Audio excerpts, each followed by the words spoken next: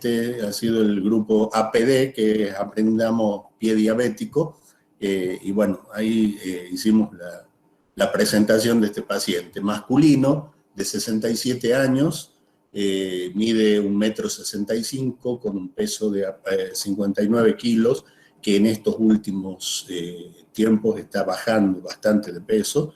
El motivo de consulta de este paciente fue en el mes de septiembre del 2020 por una úlcera impetiginizada en el pie izquierdo. Este paciente tiene antecedentes de hipertensión arterial esencial desde los 30 años, con tratamiento totalmente discontinuado, y de una diabetes mellitus tipo 2 desde los 37 años, también sin tratamiento en una gran parte del lapso de tiempo o con un tratamiento totalmente irregular hasta que bueno, comienza o se jubila y comienza a ser asistido por un médico de cabecera del PAMI, donde comienzan, es decir, en las averiguaciones que hago de este paciente, él hacía mucho trabajo en una municipalidad y usaba calzado muy pesado, eran botines, entonces todo el día prácticamente estaba con los botines, llegaba a su casa y él refería dolor en los pies, a veces edemas en los pies, pero no le daba mucha importancia, ponía los pies en agua y pasaba. Lo que él cuenta es que previo al comienzo de este proceso, comienza con un proceso de resecamiento, de sequedad a nivel de la piel, en la zona de los talones, y posteriormente hace un proceso como una pequeña úlcera que va paulatinamente creciendo. Vamos a dejar este slide para después. Le pedimos un laboratorio, y en el laboratorio descubrimos una anemia no muy marcada, pero sí una fórmula leucocitaria desviada a la izquierda, con una glucemia de 1,77 y una hemoglobina glicosilada de 15,8%. Además, también había un componente hepático. No refiere el paciente haber sido etilista, pero venía tomando medicación, le indicaban en una guardia, salía de una guardia, se iba a un consultorio, entonces estaba prácticamente polimedicado. Esta es la forma que se presenta el paciente, o que presenta la úlcera el paciente, cuando lo vemos por primera vez. Ya lo venían curando al paciente, y bueno, si empezamos a hacer un raconto de todo el proceso, sabemos que las lesiones estas son lesiones mixtas. Estas lesiones representan un compromiso tanto vascular, primeramente un componente neuropático, porque el paciente comienza a no sentir, a no tener sensibilidad en sus pies, y la lesión comienza a progresar, y el paciente a veces sigue usando el mismo calzado, y como no siente, a veces se descubre porque hay mínima cantidad de sangre o porque su media le ha quedado pegada, entonces él no se daba cuenta de la lesión. Posteriormente, también a este proceso se le agrega el proceso infeccioso. Entonces, es como que no podemos, o sea, sí se puede llegar a separar, pero en este caso se han conjugado el factor vascular, se ha conjugado el factor neuropático, se ha conjugado el factor de la mala pisada y del uso de calzado, que lo podríamos poner como un factor traumático, y se ha conjugado posteriormente el factor infeccioso, que es prácticamente lo que genera el eje de este proceso en el paciente prediabético. No sé si alguno del grupo quiere agregar alguna otra cosa más. Estoy abierto a comentarios, o sigo, doctor, esto usted decide. Dale, hace un resumen bien cortito para que todos nos ubiquemos. Está bien la presentación, pero 2 palabras, tenés que ubicarlo al caso. Bueno, al cabo de continuar con el tratamiento, el paciente presenta en la planta del pie un hematoma, no sé si lo alcanzan a visualizar, se ve un hematoma en la zona plantar, se ve una cicatriz ya porque anteriormente habían drenado un absceso en la parte de la planta del otro pie, lo que más o menos también nos va orientando hacia el alto componente vasculopático y neuropático de este paciente. Vamos y seguimos controlando la herida o seguimos curando y vamos sacando todas las sustancias y los detritos que estaban en la zona de la herida, y va progresando. Observen acá en la anterior cómo hay todavía algunos componentes vasculares, sangrado, pero no se ve en comparación al primer caso, como un componente sanioso. En este caso ya vamos mejorando. Sigue el proceso de la curación.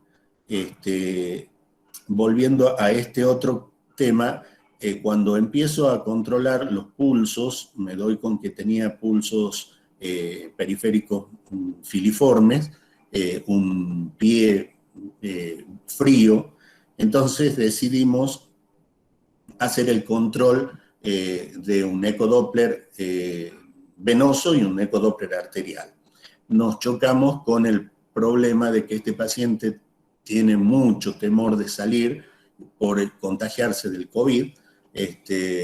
Entonces, bueno, convenciéndolo, tratándole de explicar que vaya el paciente, pida el turno y que no lo hagan esperar, le dieron un turno temprano, lograron hacerle los estudios del ecodoppler, ¿no?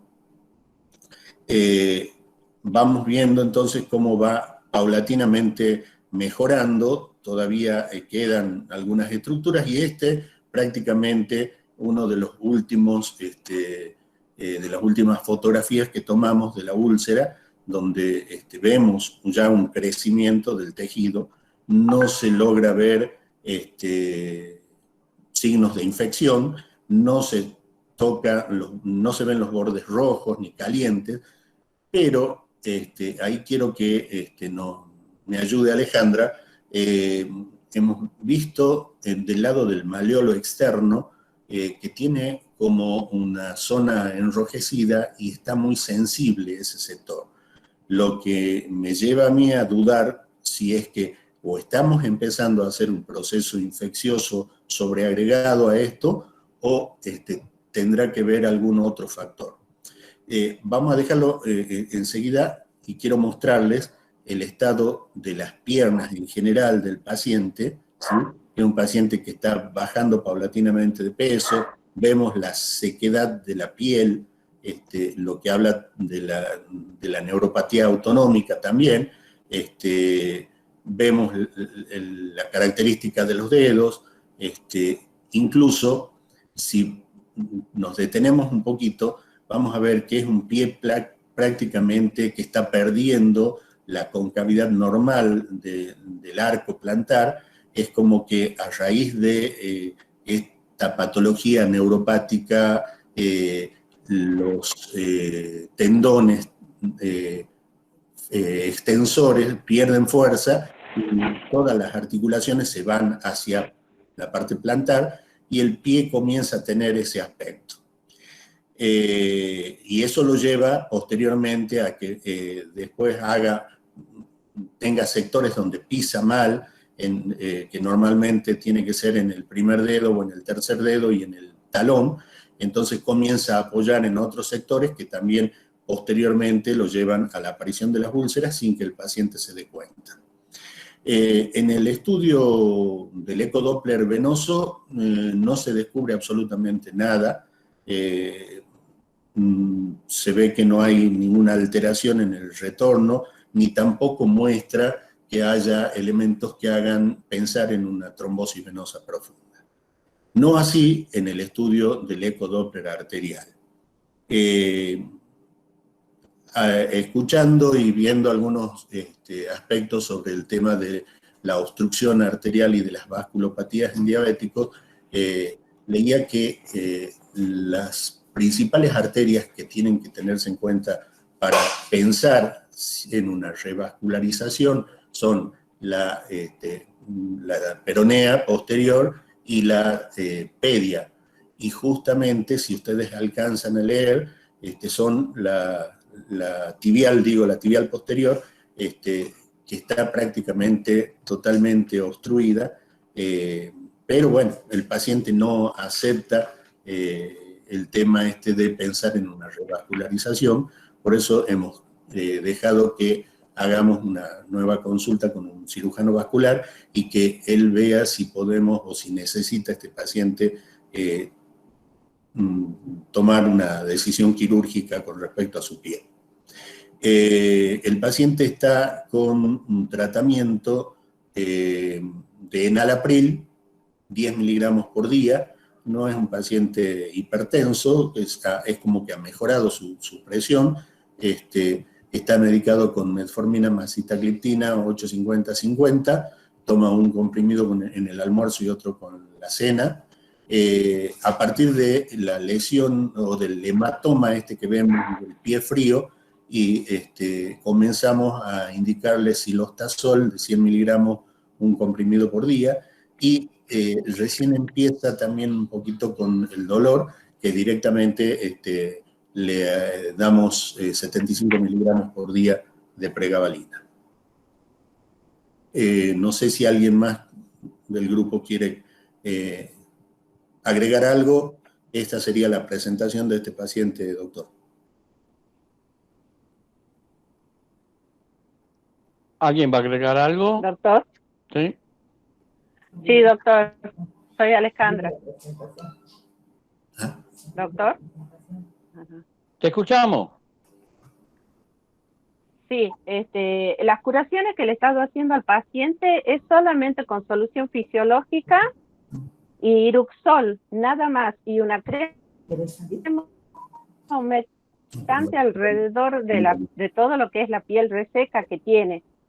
Hasta ahí he llegado. Desde ahí, hace 4 días, la última foto que muestra el doctor, no directamente, no he ido, hoy recién voy a ir a verlo en domicilio, porque lamentablemente, como le dijo el doctor, no quiere aproximarse todos los días para las curaciones en el hospital.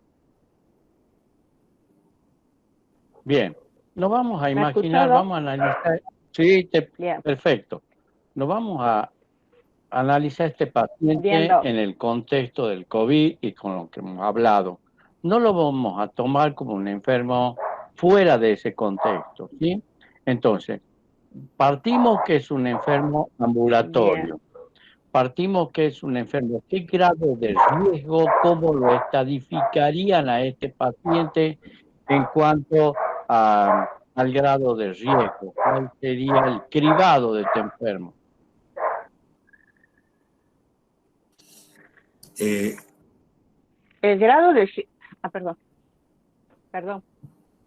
¿Usted se refiere, doctor, en la clasificación de pie diabético, en las clasificaciones que se asignan como para orientar dónde lo ponemos? Claro, acordate que la vez pasada, en la charla anterior, hablamos de medio, moderado y grave de la clasificación internacional de pie diabético.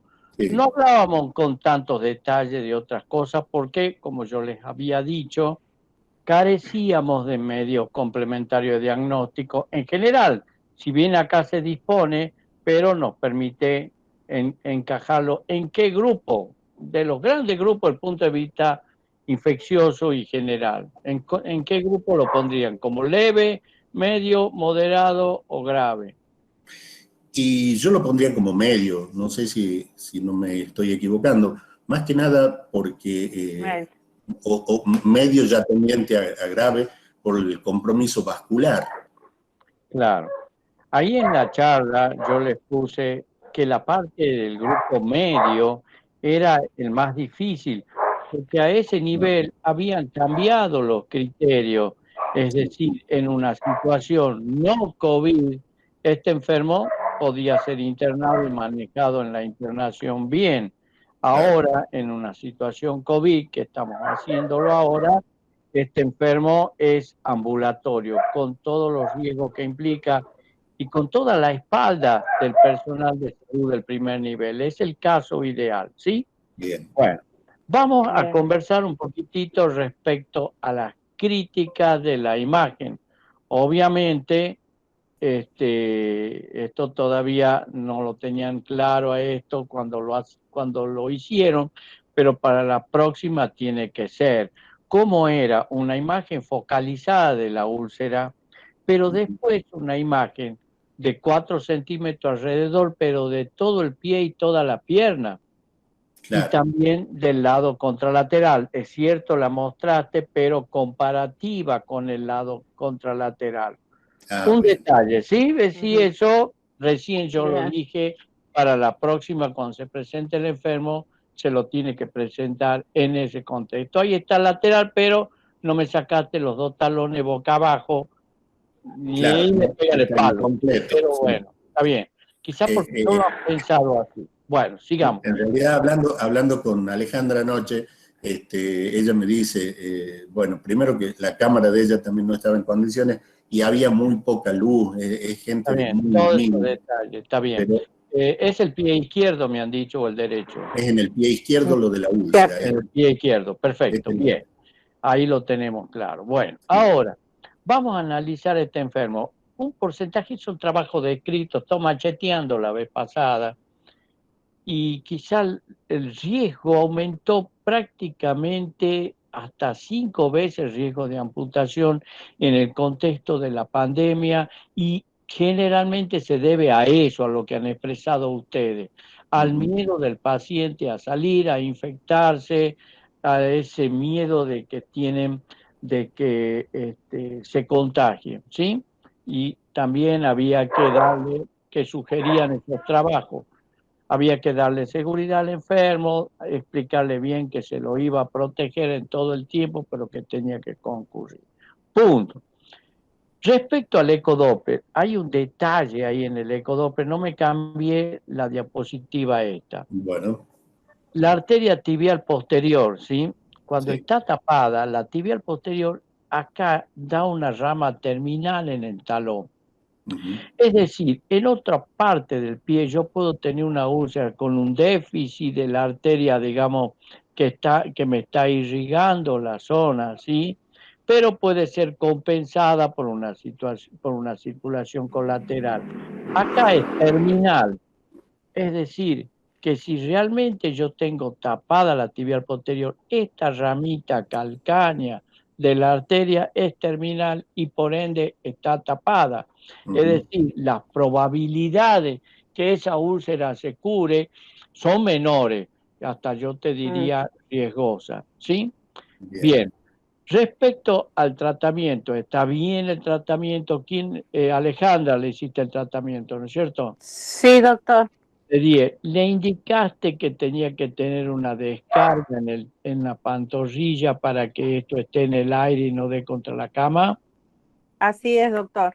Bien, eso Es más, disculpe, no apoya el pie para ningún momento, o sea, hasta para ir al baño me lo ponen en una silla de rueda y lo trasladan al baño al paciente. Bien, pero esto siempre tenés que fijar la almohada a la cama, no poner, pues si no la patean, ¿sí? Otro detalle. Sí, no. En un tema nosotros hablamos de descarga, esto hablamos de un concepto teórico que eventualmente lo podemos llevar a la práctica. ¿Qué hacíamos nosotros? Le pedimos al zapatero que nos haga un zapato con todo esto, pero sin talón. Y el zapato está muy levantado, lo obligamos que camine prácticamente de punta de pie y que no dé con el talón.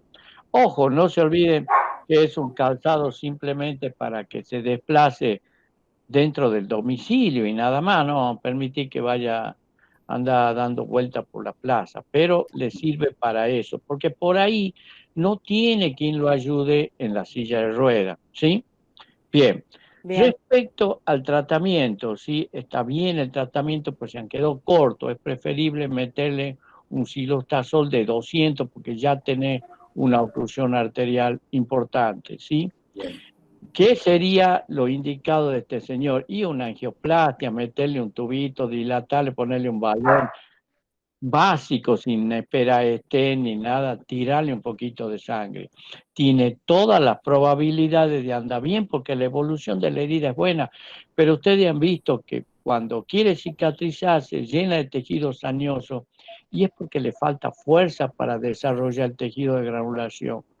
Primero, porque no tiene irrigación, y segundo, que un enfermo que está medio cayéndose, está anémico, no debe tener una buena cantidad de eritropoyetina, los riñones deben pegar en el palo, y la parte nutricional también debe estar complicada. Yo creo que le hace falta todo un manejo clínico a ese nivel, ¿sí? Con esa hemoglobina glucosilada de 15, si se quema va a quedar caramelo, es decir, es muy alta la glucemia. Entonces, yo creo que habría que darle un buen apoyo a ese nivel, pero el pronóstico yo lo vería bueno, superditado a la revascularización. Volvemos de nuevo al tema. Ahora, ¿qué pasa con ustedes? ¿Está bien? ¿Está enfermo? En el hospital le han hecho la angioplastia. Ahí nomás te lo mandan, ¿eh? En el día te lo mandan con la angioplastia. Y bueno, ¿qué de esperar en este enfermo después de la angioplastia? En los primeros días, este estado isquémico, esto no me llegaba sangre, si le tiran sangre empieza a sangrar todo esto, pero ¿qué pasa? Con la sangre también llegan los glóbulos blancos, es decir, ahí empieza un proceso infeccioso que no lo teníamos, empieza secreción, todas esas cosas, pero en buena hora lo podemos manejar y no nos tiene que sorprender que si aparece un sangrado, también va a aparecer secreción purulenta porque llegan los glóbulos blancos, ¿sí? Por ahí eso en la parte ambulatoria, si no lo tienen presente, los puede asustar, uy, que me han infectado. No, pasó eso directamente, ¿sí? Respecto al aplanamiento del pie, y yo no creo que sea tanto por una cuestión digamos, de un desequilibrio entre los extrínsecos e intrínsecos. También me quedaría tranquilo con una radiografía comparativa de los dos pies, porque eventualmente este señor puede haber tenido un charco y pasó desapercibido, que no tenía agudo porque no está colorado. Sí. Respecto a lo que vos me mostrabas en la planta del pie, me parece sospechoso. Yo con más razón insistiría con la radiografía y también tendría que descartar un compromiso de la celda plantar. ¿Cómo lo descartamos? Con el dedo aprieta bien la planta acá. Por más que sea neuropático, por más que lo sea, esto va a despertar dolor si yo tengo un compromiso de la celda, porque se puede haber ido por acá. Yo no lo descartaría. Suponete que vos me digas, bueno, sí, tiene dolor, un dolor franco en la celda, bueno, listo. ¿Qué hacemos nosotros? Entre paréntesis, hacemos lo que por ahí se nos ríen algunos. La puñalada.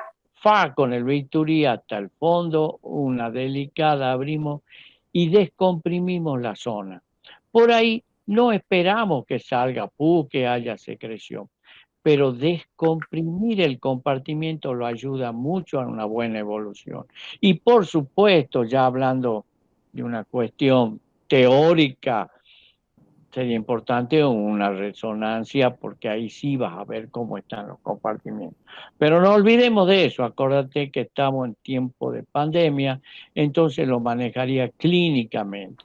Sí. Vería, si me duele, repito, si me duele la planta, yo aprieto con el pulgar acá, aprieto acá y en el otro pie. Ay, me duele y no me dolía, bueno, tengo prácticamente la posibilidad de que esta celda esté comprometida y le meto un bisturí, por ahí chilla un poco, pero al fondo.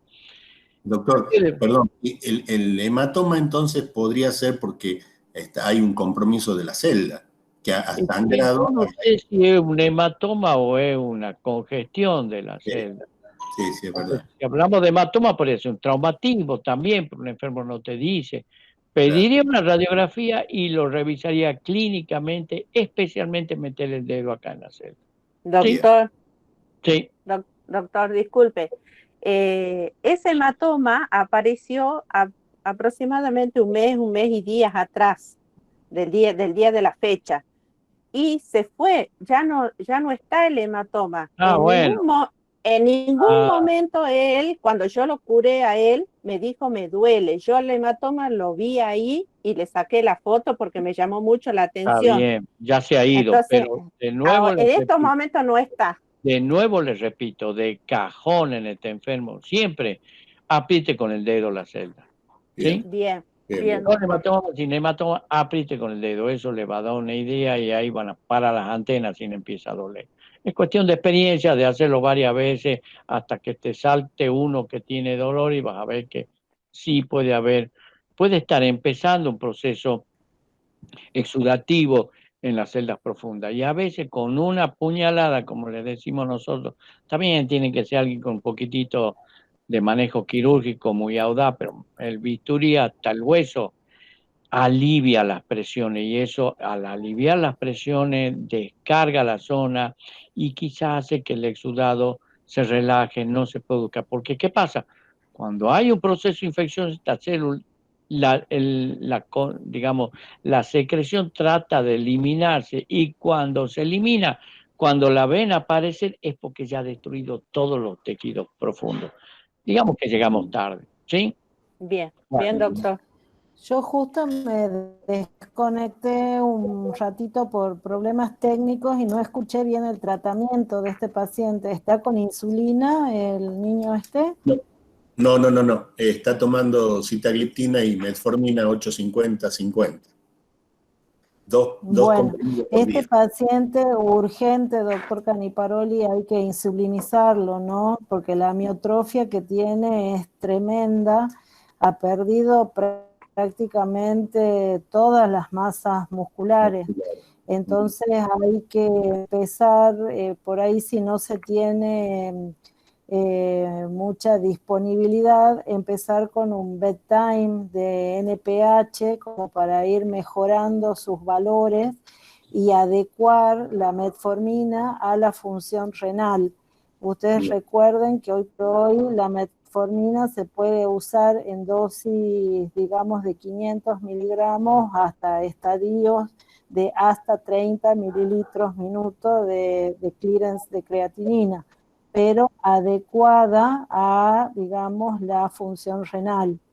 Y por otro lado, este paciente tiene que estar con una dosis de 40 o más de estatinas y tenemos que ver cómo está toda la circulación coronaria. No se olviden que estos pacientes tienen un altísimo riesgo cardiovascular y cuando están tapadas las distales es muy probable que estén tapadas las coronarias también.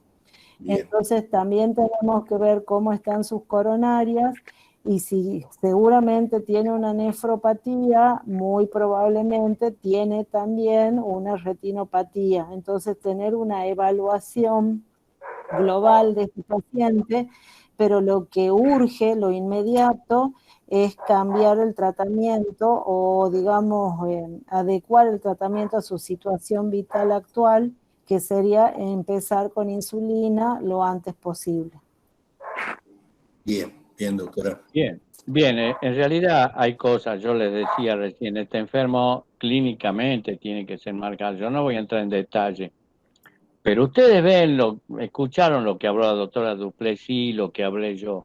De eso se trata, de un trabajo en equipo. Y eso es lo que buscamos. Y eso es lo que buscamos. Y también Alejandra, que nos ilustró bien cómo hizo la curación y todas esas cosas.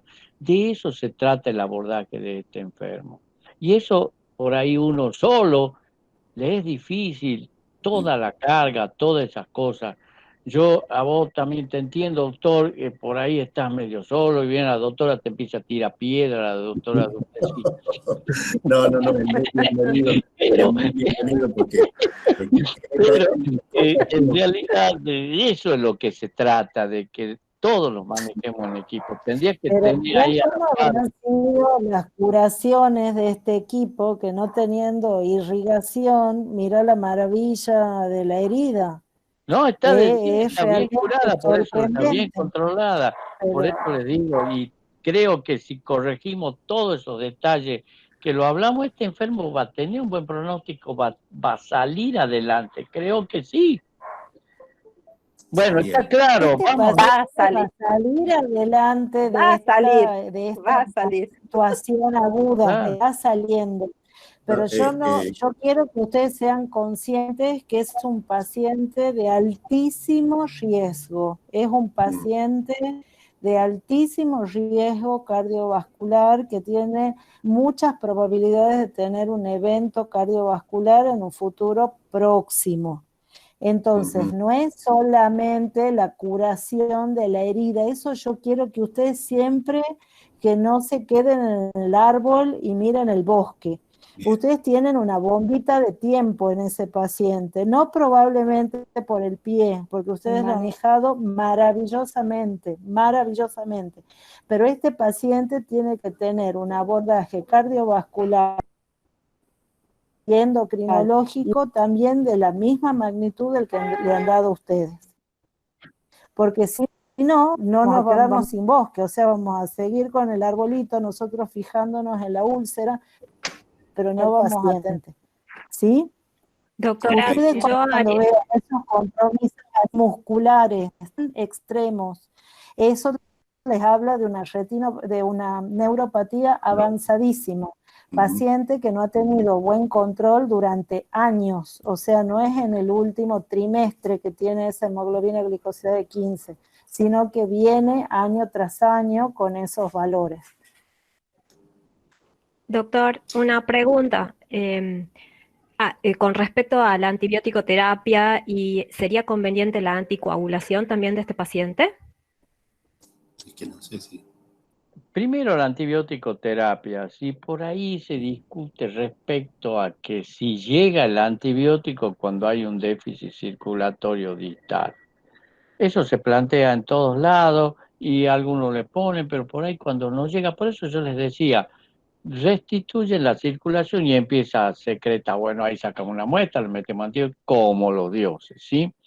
Y la otra parte respecto al asunto de la anticoagulación, y a veces sí, más cuando tenés un problema varicoso que no lo vemos acá, pero a veces sí, porque o algún contexto de un factor de coagulopatía predisponente. Siempre queda dando vuelta. En un principio, aunque sea mantenerlo como un buen vendaje, pero también tiene sus contras porque tiene un déficit circulatorio y se nos puede ir la mano y vamos a agravar las cosas. Es un tema complejo. Generalmente yo le digo al médico clínico, después que lo operamos, lo postoperatorio, tenémelo anticoagulado, pero no muy importante que no tenga un sangrado que me complique las cosas. Pero en especial cuando ya le tenemos algún miedo por algo, ¿sí? Y no estaría mal hacerlo de cajón en todo. No sé qué opina Cristina al respecto. Por lo menos una buena antiagregación, no sé si anticoagulación, yo no me le animo a la anticoagulación, pero sí una buena antiagregación. Máximo estando... La combinación, sí. Sí le hacen, los clínicos le hacen eso, con tan internado, y después ya lo van manejando. Claro, porque por ahí hemos tenido, no son frecuentes, ¿no? No se olviden del clopidogrel también, ¿no? En estos pacientes. ¿Se podría empezar con aspirina? Sí. ¿Aspirina o clopidogrel? La aspirina es de cajón, pero digamos en el cuadro agudo por ahí medio que no te va a prevenir una posible trombosis. Por eso le hacen un antiagregante subcutáneo. No me hablé de la parte de medicamentos, pero eso lo manejan bien los clínicos, ¿sí? Un antiagregante subcutáneo nos permite tirar y manejarnos con tranquilidad. Y no tenemos sangrado ni mayores problemas, ¿sí? Bien, gracias. Pero ahí, doctor, al ser un paciente ambulatorio y al estar en un hospital de baja complejidad, tendríamos que controlar RIM, por ejemplo, y tenemos el problema de que es un paciente que se niega a veces a ser trasladado para que se le haga semanalmente un RIM. Sí, por supuesto, es un tema muy particular de ese enfermo, ¿sí? habrá Sí. que manejar también, habrá que manejar un contexto psicológico que siempre está previsto en esto. Nosotros teníamos un psicólogo ahí, digamos, en la parte de la unidad de pie diabético, ahora se complicó todo y bueno, pero sería bueno también una consulta online y un apoyo al contexto familiar. Son muchas cosas, muy complejo, ¿sí? Bien, Bueno, bien, bien. En el tintero que quería preguntar del caso anterior, hablaron mucho de la parte médica y de enfermería, hablamos muy poco, a excepción de la curación, no hablamos nada. Quisiera saber cuál es la consejería y la educación que se le brinda a ese paciente en particular. Está bien. Bueno, ¿quién lo cura? Es decir, evidentemente creo que iba a curarlo la enfermera o lo curaba la familia. Partamos de ahí. Yo lo estoy curando hace un mes aproximadamente, Doc. Perfecto. Anteriormente la familia. Bueno, entonces, digamos, partamos de ahora, lo está curando vos, ¿sí? Evidentemente, Sí. la educación respecto a los familiares, digamos, de alguna manera se hace más simple, hay que proteger los apósitos, que no se mojen, que cuando vaya al baño no se moje con el agua del baño y que si aparece alguna cosa rara como secreción o un sangrado, avise. Yo creo Así que es. simple.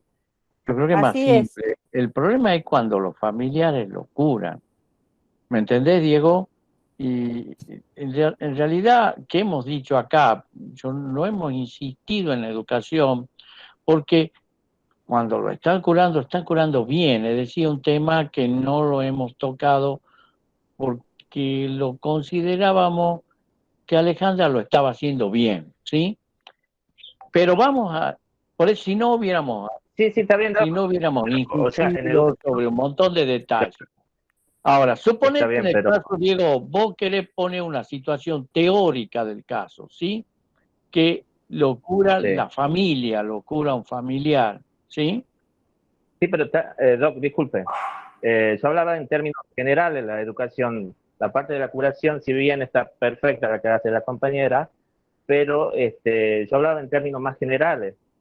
¿Qué hace ese paciente para mantener el azúcar, la glucemia en valores normales? ¿Cuál es la movilidad que tiene? ¿Cómo protege la herida?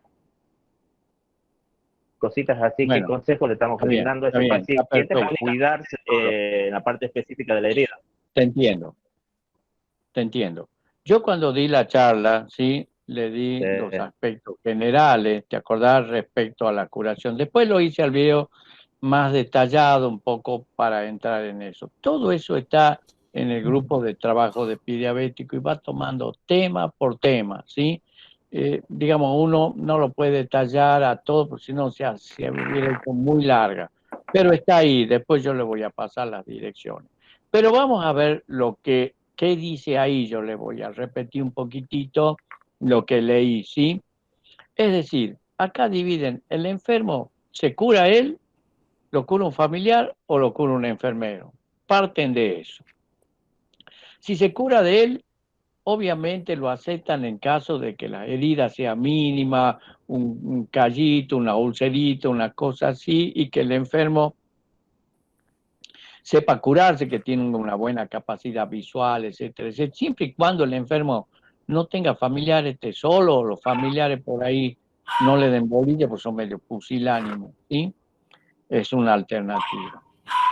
En este caso en particular, que no se pueda curar por un enfermero, insiste mucho en el tema de la educación a los familiares y tratan de identificar un familiar responsable de eso. No es un bombazo para todo.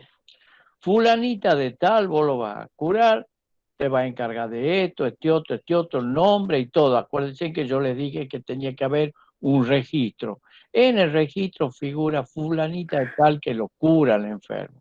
Entonces se le establece todas las pautas. Obviamente tiene que tener, ya se acuerdan que yo le decía, apósito simple, nada de apósito complejo, adhesivo ni nada. Y por otro lado, todas las reglas básicas de asepsia y antisepsia, guante estéril, lavarle la herida, todas esas cosas. Punto con el tema de curación. El enfermero no lo tocamos, ya lo hemos visto cómo lo hacía. Ningún antiséptico, nada, así como lo han curado con solución fisiológica, porque eventualmente puede ser irritante. Punto. Vamos a ver lo que vos preguntaste, Diego, respecto al manejo general del paciente. Yo algo les dije respecto a la posibilidad de una descarga para que esa úlcera no apoye. ¿Cómo es la descarga cuando el enfermo está acostado con la almohada, pantorrilla en alto, ¿sí? Si hablamos de movilidad, bueno, está bien, puede moverse, si se moviliza en silla de rueda o camina. El hecho que camine es muy bueno, pero dentro del hogar camina para ir, come, generalmente uno insiste mucho que el enfermo coma con la familia, que no esté en la cama ahí, que le lleven la comida, si es que se puede, porque se tiene que integrar. Y en la familia, todo el mundo come la dieta del paciente. No van a tener con una verdurita y el otro del otro extremo está con semejante chancho ahí morfando. Nada que ver, si no, se va a tentar. Es decir, todo el mundo come todo en la heladera y todo lo que tenga que haber para él. El que no está enfermo, él come afuera.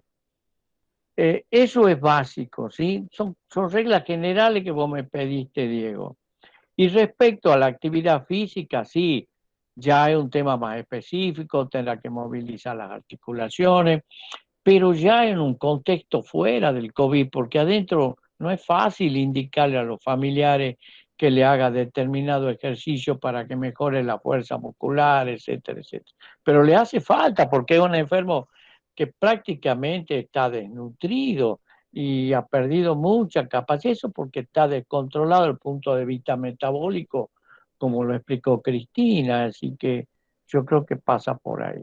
Y nada más, porque no nos da el cuero para otra cosa en este contexto, ¿sí? ¿Alguien quiere aportarme algo?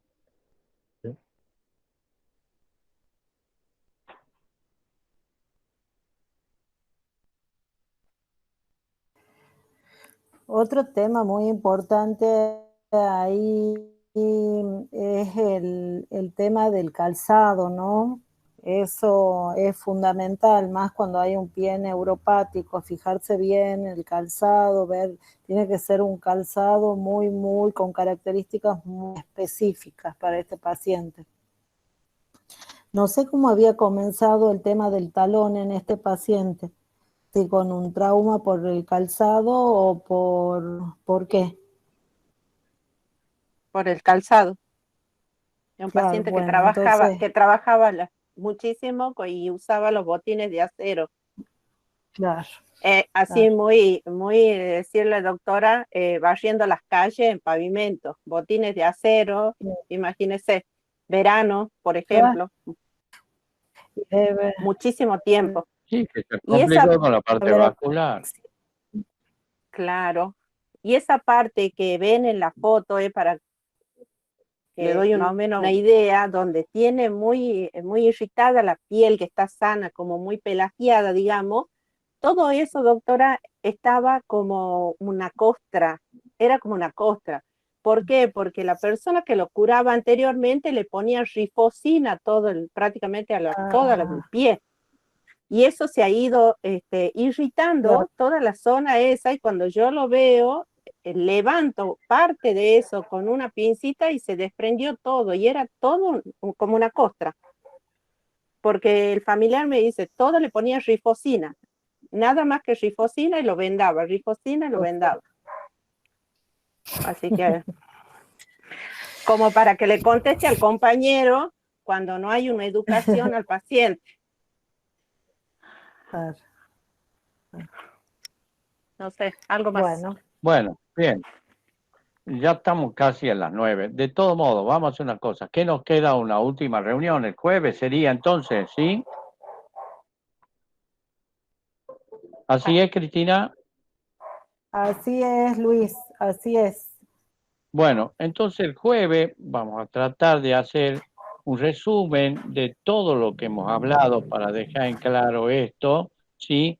Y quizás también presentar así muy rápido algunos casos significativos, un poco para ubicarlos, aunque sea en un contexto teórico, qué pasaría con estos enfermos que eventualmente se les pueda presentar, ¿sí? Ahí vamos a ver bien cómo vamos a identificar el predominio neuropático, vasculopático, y cuáles van a ser los criterios. Va a ser un popurrí, pero rápido. No vamos a entrar tanto en detalle. Miren, un caso ahora nos consumió toda la charla y realmente vimos un caso. Es decir, la idea es largar varios para que les vaya quedando, porque casos representativos, porque vamos a tratar de que no se repita. Ya le voy a juntar yo pacientes nuestros para que veamos cómo se han resuelto o cómo no se han resuelto las patologías, y no vamos a imaginar que esos pacientes los tendríamos en el contexto del COVID, ¿sí? Bien, quería decirle algo, avisos parroquiales. Estuve hablando con el doctor Lembo y bueno, vamos a ver qué posibilidad hay de ir recogiendo la casuística que se ha dado en este 2020, cuántos han ingresado al hospital, cuántos se han amputado, cuántos no se han amputado, y qué pasó en el 2019. Espero que la gente de estadística pueda ayudarnos en eso, y en eso van a tener mucho que ver ustedes también, porque de alguna manera fueron los que aportaron los casos al hospital. Sí, así que bueno, veamos qué sale de todo esto, ¿sí? Así que bueno, nos veríamos entonces por última vez el jueves. Puede haber alguna botella, algún drink y para brindar.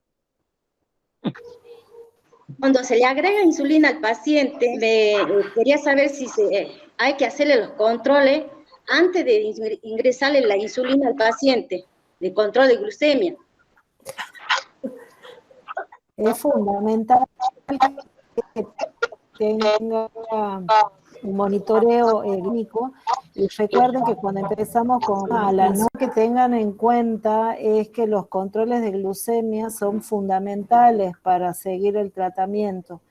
Cuando nosotros empezamos con insulina a la noche, el control que debiera estar sí o sí es el de la mañana, el de ayunas, porque mi primer objetivo va a ser tener una glucemia en ayunas dentro de parámetros esperables, como ser menor a 130.